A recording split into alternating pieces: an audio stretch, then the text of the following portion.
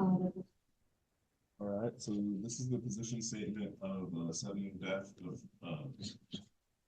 cardiac arrest. Josh. I'm Megan. And I'm Nastasha. All right, get into it. So just a brief table of contents of what we have. So just a history of the problem, what kind of problems that we're currently facing, recommendations from the position statement, evidence either backing up or displaying the evidence, and just discussion questions for you guys. All right, so first we're going to start off with a little bit of history. So in the NATA position statement, it talked about cardiac arrest and how a lot of the common injuries we see among athletes are 25% of the athletes have cardiac events such as hypertrophic cardiomyopathy, and 14% are related to coronary artery anomalies. In addition to that, 20% of athletes experience commotio cordis.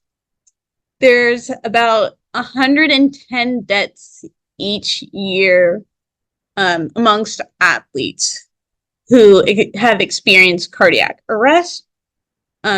Cardiac arrest typically is due to a structural abnormality.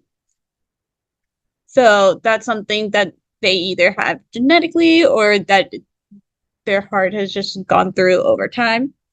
And to combat this, the American Heart Association, as of 2007, has put 12-point pre-participation exam that is meant specifically for athletes to analyze their heart and their functions.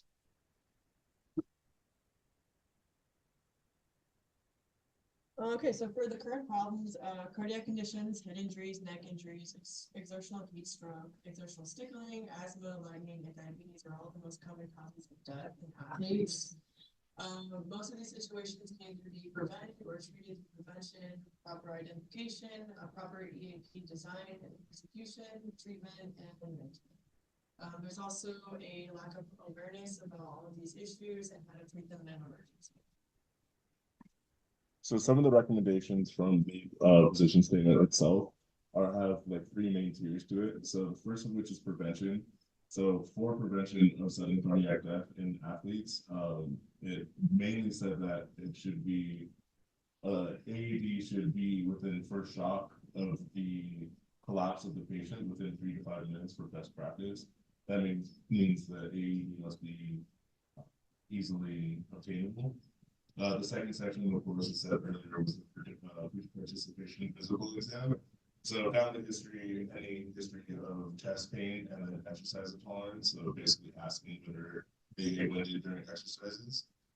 Recognition, that's more for educational standpoints, but that's going to be as soon as a cardiac arrest happens, you have to, or as soon as the patient collapses and is unresponsive, you have to assume that it is a cardiac arrest. And to treat that, you obviously do ABCs, identify AED, as said earlier. Myotonic jerking may also be present with patients with SCA, but this should not be a clear sign of a seizure. The last section is management, so CPR should be done while the AED is obtained, and then CPR should follow standards. And as I said earlier, the EAP is probably one of the more important things in the event of this. All right, so the first article that we looked at, it talked about cardiac arrest amongst high contact sports, specifically looking at cycling, running, and basketball. And amongst these, they noticed that survival rate wise, most of the athletes survived based on having good CPR and AED certified personnel. And then on top of that, the survival rate increased by 2% when there was a certified athletic trainer present, because they had experience with those situations. And yeah. So for my article was discussing the difference between SCAs and SCDs. So the difference between a cardiac arrest and cardiac death for high school sports in Japan. It was predominantly male, were the ones that were getting SCAs and SCDs. When an AED was applied within 5 minutes, the incidence of death was about 30%. I really did like this article because it did differentiate the difference between an SCA and an SCD in terms of which of the patients had it. An interesting thought that I saw, which should be incorporated everywhere, was the cardiac screening program. It's basically required for the patient to have that before going into secondary school. So they noticed that the decrease in incidence in both SCDs and SCAs in Japanese sports and schools.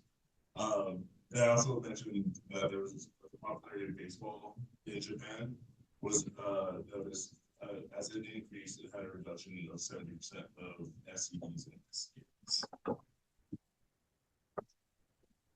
Okay, so for the third article, a majority of cases of myocardial diseases occurred during recreational sports while they were practicing. This was football, 49%, 15% in gymnastics, 12% in running. The findings do not mean that these sports are the highest risk for sudden cardiac death.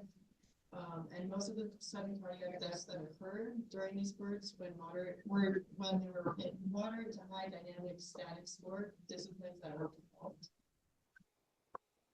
All right, and these are our discussion questions that we will be discussing in class. And these are our references. Thank you guys for listening. Thank you.